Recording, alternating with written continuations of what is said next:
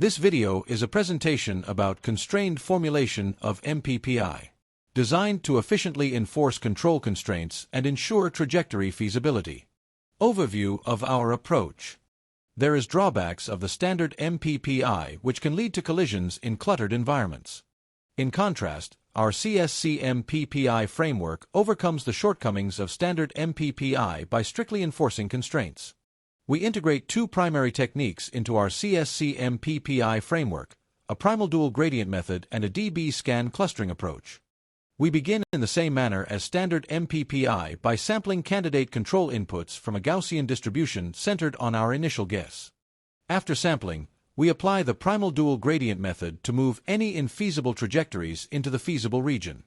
Once all trajectories are brought into the feasible set, we employ DBSCAN, a density-based clustering algorithm that groups together trajectories with similar paths and costs.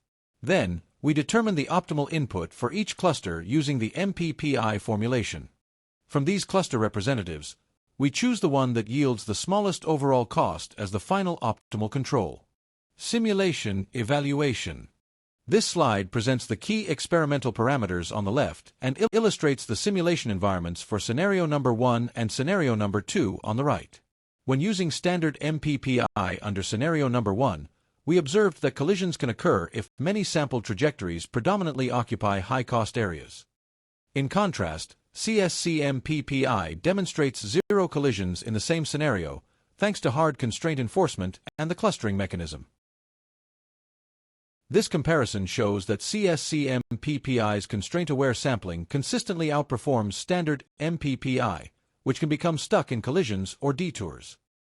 In scenario number 2, even though each sampled trajectory satisfies the constraints, the weighted averaging process may produce a final trajectory that violates those constraints. When DBSCAN is applied, CSC-MPPI selects a single cluster from multiple feasible groups, ensuring that the final input sequence satisfies the constraints. Real robot evaluation. On the left, we show the robot platform and experimental parameters. On the right, we present the real-world test environment used in our evaluation. All 10 trials successfully reached the target location without collisions, confirming that CSC-MPPI can be deployed in real-world conditions while fully respecting both control and state constraints. In conclusion, CSC-MPPI seamlessly combines a primal dual gradient-based constraint enforcement mechanism with DBSCAN clustering to eliminate drawbacks associated with standard MPPI. Thank you for paying attention to our presentation.